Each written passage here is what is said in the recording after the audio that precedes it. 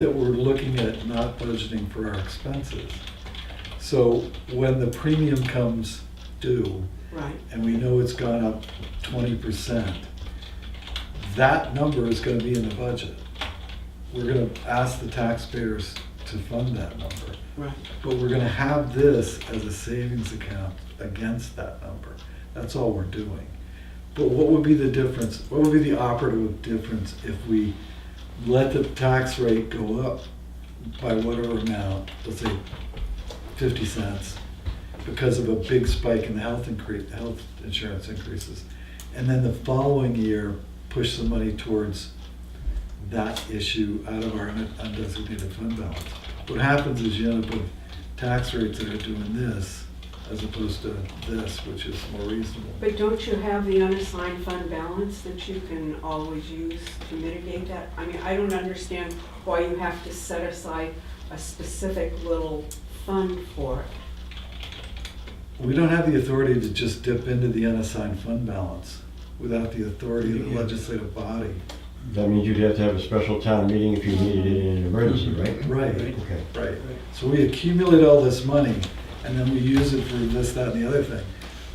But we report it to the legislative body every year. But if we wanted to get extra money in September or October, when the tax rate's being set, or more important, no, it'd be in November when the insurance rates are being set, we'd have to set up another town meeting to do that.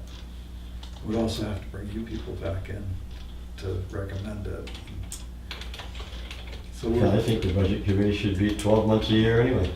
I do That is too. suggested, actually. Twice a month, that's what I think. I'm up for it.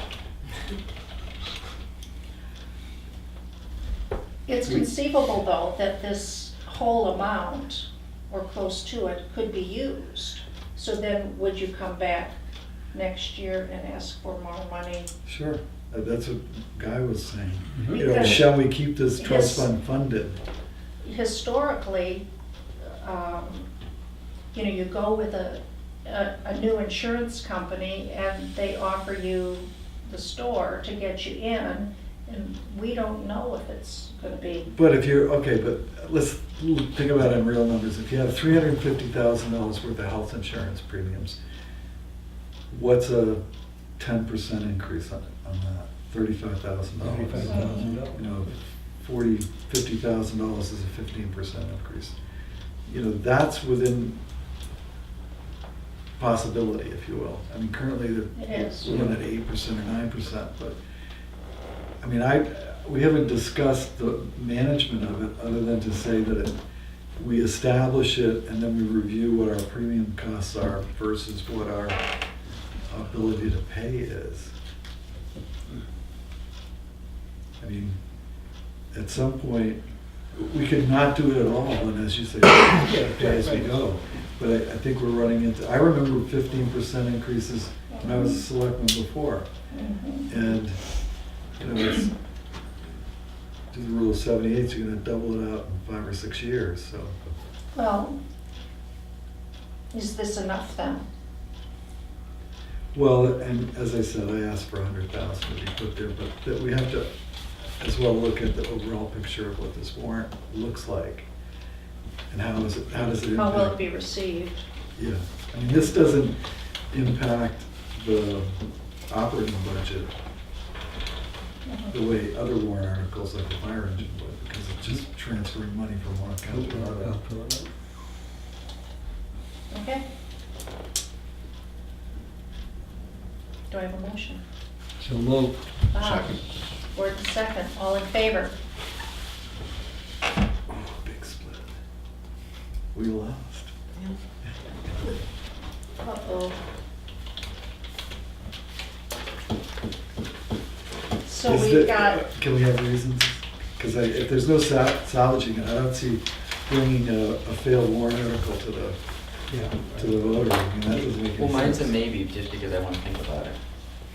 so, Because I get it, Well, you wanna it pay- doesn't technically have an effect, so. Yeah, I understand what you're saying, but I don't like the idea of setting aside a special fund. But you're just for them. tagging it, it's just a tag of fund. I mean, you're just putting another, Yeah, then that's kind of zero.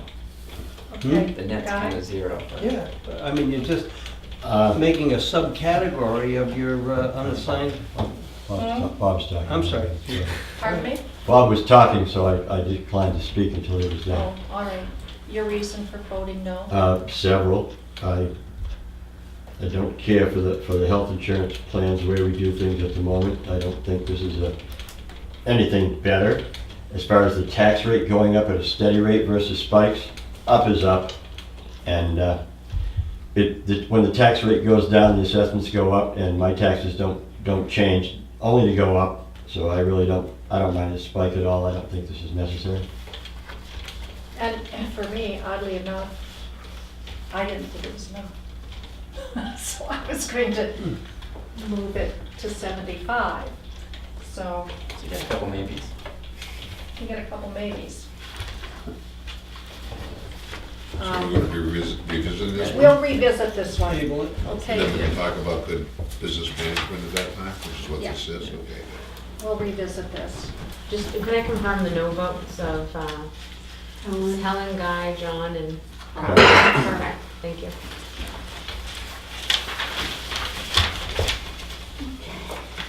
All right. That's it, isn't it? Yeah, that's it, because the last one is our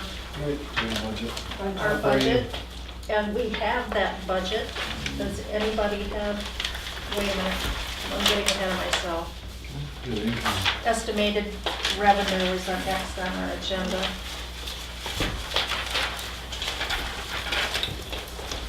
I apologize, I don't think I put the budget on the actual agenda.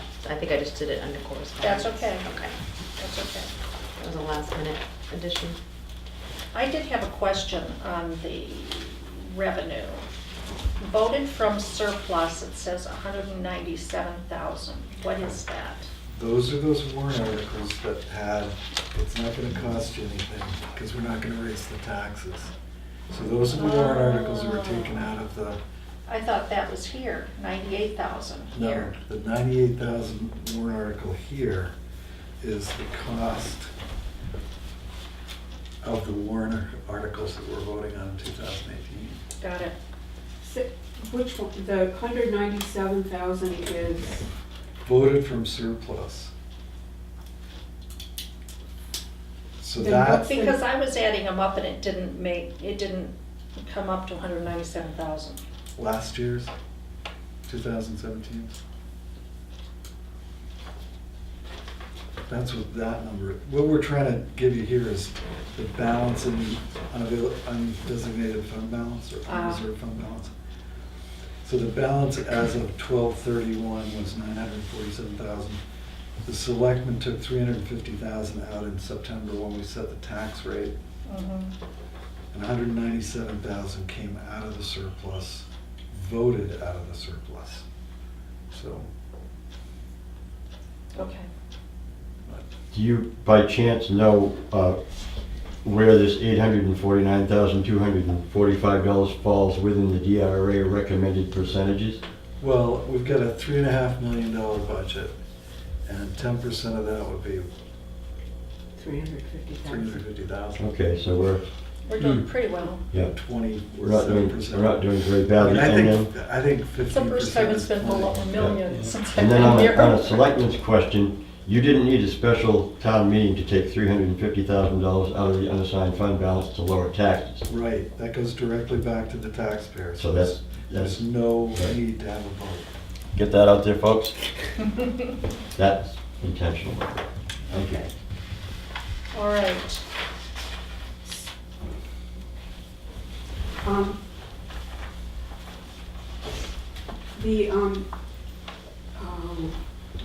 The change in use, Yep. this year you had 53,000, Right. so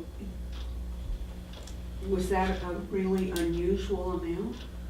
Well, it changes from year to year, but unless there's a project that we know about that's gonna come out of current use, Okay. we don't put a big number on it. And I guess last year there was a There was. project that they knew about.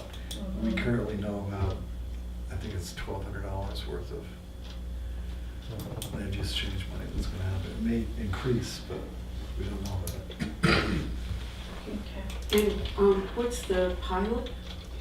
Payment Payment in lieu of taxes, Oh, okay. which should be significantly higher than that, but I've yet to convince Camp Northwoods to give us any money at all because their Boston attorneys think that the last letter in that, I'm making a point here, the last letter in that acronym, PILOT, is the only operative letter. Payment in lieu of means nothing to them. Taxes, they think, by having that one word in there, their whole 501c3 is at risk if they give us any money. Oh, okay. Well, according to the 2016 annual report, we got $11,775. Right. So, That was from Camp William Lawrence, Camp Sentinel, oh, Camp. okay. Or Vista? So how Yeah, come well- we haven't gotten more this year? Year to date this year, you've only got 3,000. I don't think so. I'd have to look at the, That came right off of the report that we. it may not have all been posted.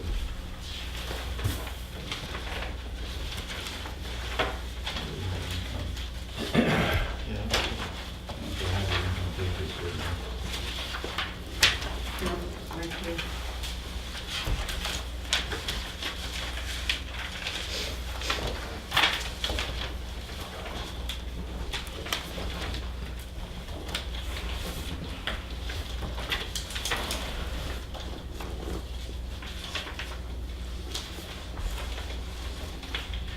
I think that that number was established at our last meeting. I really can't verify it, but I'm pretty sure that's where we're gonna end up. Oh, okay. So you think that this year we will end up with more money? Okay. Not 12,002 or whatever it was, but 11,700.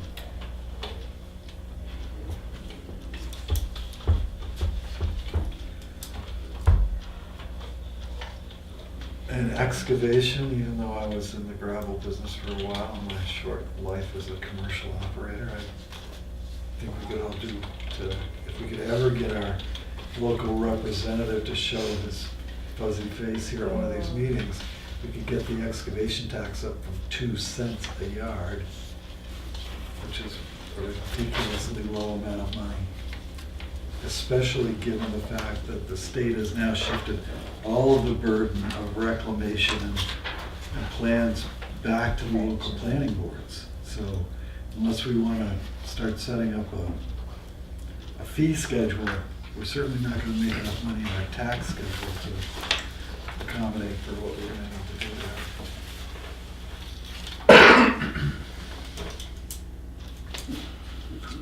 If all the deeded properties are sold, you figure $50,000 is a reasonable number? Tax deeded properties? Yeah.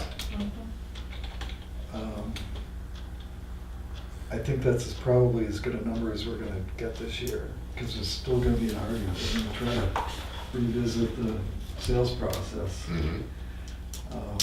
So, no, it's not as much money as we could raise if we sold all of the deeded property. Okay. Cut a check right now. Take 'em. I hope what I can see. The, We're only selling to people with children anyway, so. when do we get the meals and room tax? Goodness. I'm not sure. When we receive it, I think Yeah. it may be quarterly. I honestly don't know. I could find Because out it's for you. sitting at 0 right now. Mhm. Although in 2016, it was 123,000. So I think that's a reasonable number, but I was just curious Yeah. why there's nothing in the, And what's the date of the report you're looking at? the date is January 12th. Okay. The legislature has to set that, and it's a new biennium. The legislature plays games with the towns. And But I think what Helen's saying is we haven't received anything in 2017, I'd have to check. and I think that we have. And I paid in. Number of times.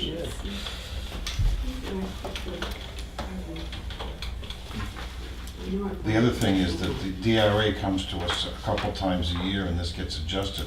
What happens if we have a windfall, for example? And there's a process to update it, so when they set the tax rate next, at the end of next year, it's more reflective. They've continually given us less and less of what they said they were going to give us. So I'm comfortable with that number. I wouldn't want to plan on it anymore, that's for sure. Well, And there was some discussion about an addition to the motor vehicle registration fee that we could use for our local needs. mm,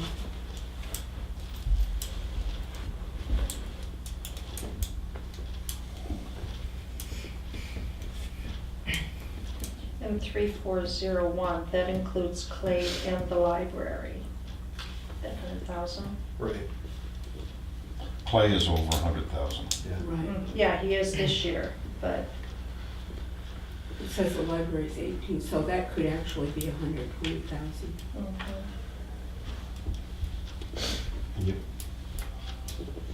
why do we have milfoil on here twice? 3379, and then it's also listed on 3503-3509 under fines, rebates, miscellaneous revenue, and milfoil there, but we also have revenue from other government, milfoil up there for 600.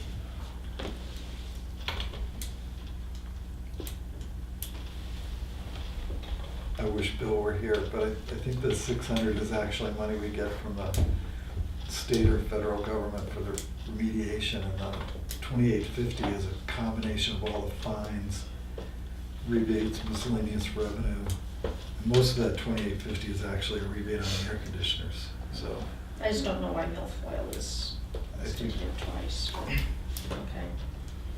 I don't either. I'll find Well, out. there's two reasons. Well, first of all, Yes. the boat gets leased out that we own with Wolfboro, that's number one, and that's a separate account.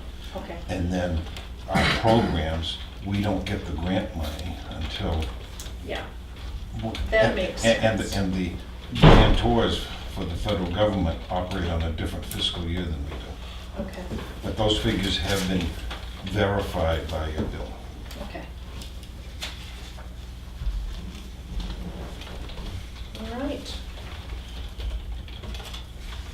Any other questions or comments on our 2018 estimated revenue? Yeah, I just have one. Helen, on the graphs, without jumping ahead, have you entered in all of this information? What's the total % increase from the actual last year to what we're budgeting? 7%. 7? It's on there. It's on your, Did you get? oh, you didn't get Oh. through. Oh, you weren't here then. You didn't slide it all the way down. Okay, but we are a little getting ahead of ourselves. No, I didn't want to jump to that, but I was, so the 10% that we're taking out of the undesignated is actually more than what we're projecting to increase. That's good. Mm. What was that? Say We've again. already taken the 350 grand out.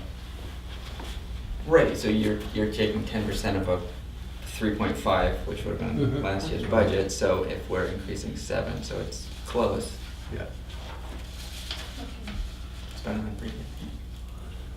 Okay. Yeah. I'm gonna move on then, if no one has any other thoughts, comments, questions. What's your revenue figure?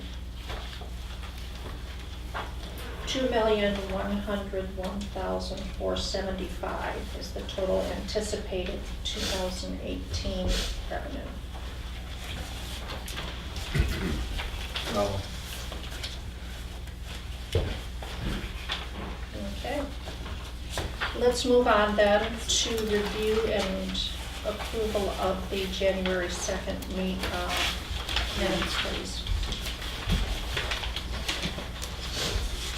but just before we move on, the 2,101,275,000 includes $50,000 for the health insurance trust, which we did not vote in favor of. So- We've tabled it. So Okay. really, all of this is just an estimate. Right. Okay, So, thanks. okay, Except for the 350. That's definitely. Yeah, the 350. the 350 is That's staying spent. in. Okay. All right. Any corrections on the minutes? Oh, yes. Oh, yes? Okay. What have you got, Todd? Well, the young man mentioned in the chairman's comments Mhm. has not been found guilty by a court of law of any violation of any law, although these minutes state that he has violated the law. Where does it say that? Let me see. It was agreed that the selectmen would be the ones to decide whether to pursue Mr., and I won't mention his name because that's illegal, violation of RSA 91A, colon 5 further. Alleged violation might be all right, but this says he's violated the law, and no court of law has found him guilty of anything. Whether to pursue Mr. Ledoux's violation, Yes, pursuing and violation, let's put those two words together. yes, We haven't got a court conviction, obviously. yes. But So you he could- has not violated anything until you do have a court conviction. So we could say possible violation? Alleged, possible, but he's not been found guilty of Possible. anything yet. Okay. And on that note, sadly, Chairman Lutens, I'm gonna have to take you to task on this, Okay. because I believe that you have initiated discussion of matters which discussed in public meeting may have an adverse effect on someone's reputation. Okay, let's finish the minutes, and then I think you and I can discuss that under correspondence. That works for me. Okay, let's finish this. Is there anything else under minutes?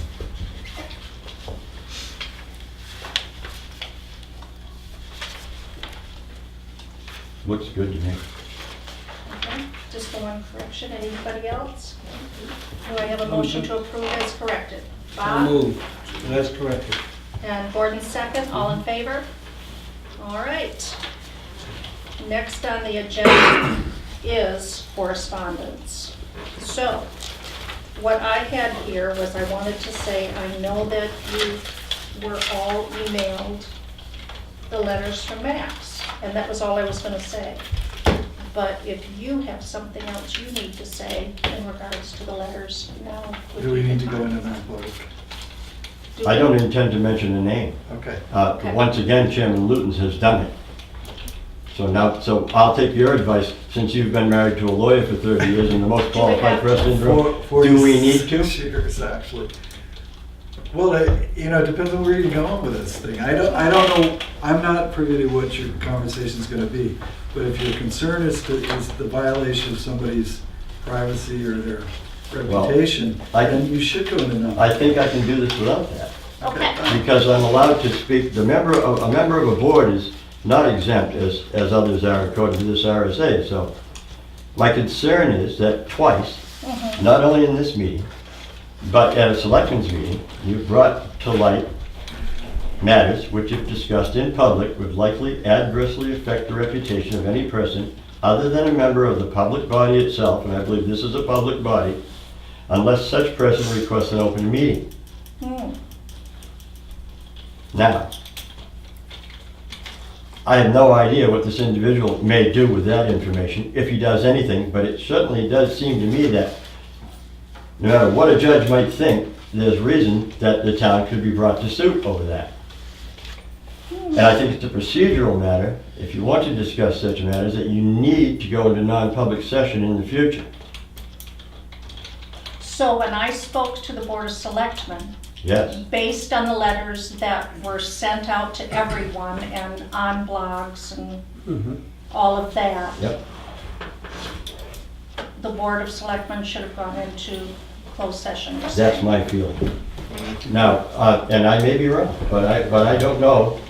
The When only time you would have been right, I think, in this context, Mhm. is if the individual had never engaged the body or engaged in the debate. Once you engage in the debate publicly, you're part of the debate. You're no you have exempted yourself from protection at that point. If he had done it all, or she had done it all out on the internet in a blog somewhere, that's a whole different story. But once engaging this board or our board or any board in a debate, then they're part of it. They no longer are exempt from having their name out there. And we can't go into non-public to discuss anything with us. If we take it to its illogical extreme, it would mean that if you brought an issue to the board, but you didn't want your name on the screen, or your face on the screen, that we'd have to go into non-public to discuss something that is not, is Right. it's I know what not you're part saying. of it. Yes. I mean, we have to have open meetings, and part of the price you pay for being in an open meeting is you're part of the open meeting. I don't know how that reflects on Carla's presentation to the board, or what the information is that you're talking about in this case, but I just, Well, That's where we come down. and the individual asked me to acknowledge or resign, so I felt the need to respond. In the public meeting. What was she gonna He did resign say, to? the letter did say at the next meeting to either acknowledge or resign. Well, after this discussion, I will maintain that I personally think that that was the wrong move to make, and that should have been done in non-public session.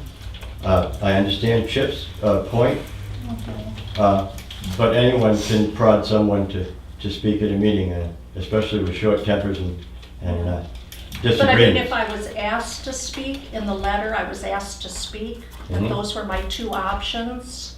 And I responded to those two options by saying I wasn't going to do either one of them. I mean, so was it your position that we should have gone into non-public with Carla? We should have asked to go non-public, and that if the young person in question wanted that meeting to be public, which he could have requested according to this RSA, then we could have stayed public. However, I think it was a really, really poor move on your part, all right? And yeah, I'm and- sorry that I have to express my opinion, but it makes me question your suitability to be on the budget committee, to be honest with you. well, I do I question that disagree. individual's motives every Every day, day. but I don't make a big stink out of Do it. you do it publicly at a budget committee I'll meeting? do it publicly, I'll write a letter to the editor, I'll do it anywhere he wants to. You can, but as a member of a public body, As a member of a public body, I think certain individuals realize there are things you can, quote unquote, can do, and things you should do. yes. And I think individuals should really learn the difference. Well, Gordon, had you done the same as Carla, I would have taken you to task the same way, because that's my opinion. And I would have considered your opinion and duly noted and moved on from there. Thank you. And we can do that. No, If you'd I like to will say only duly say, noted, I'm not going to say duly noted. I'm going to say that I don't agree with you because I was asked by the individual to respond at the next meeting. mhm, I Next did so. selectmen's meeting. I did so. yes, you did. And so, and I didn't respond to the whole host of other things that were said. That was nothing. I didn't respond to any of those. Well, I voiced my concerns, and I appreciate you We'll taking the just time have to to listen. agree to disagree on Yeah. that one. Well, I mean, Okay. New business, graphs from Helen. Okay, this was, everybody got a copy. Everything that we voted on today is included in the graph, so I would expect that when we get our next run from Diane, that the budget amount is gonna be $3,817,974, which is a 7% increase over the actual expenses for 2017 as they stood at January 12th. There will be another run of expenses received at the end of this week, and I'll keep in touch with Diane to keep that updated. And the percentage over, expenditures over budgeted amount was about 4%, correct? I did not do that. Not on this graph. What was the budget for last year? 3,614,415, 361441. comma, 415.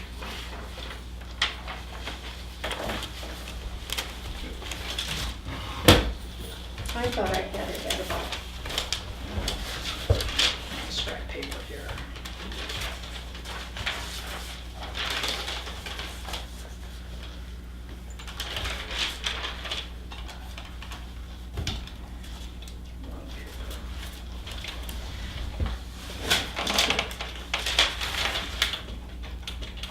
So a 2% increase.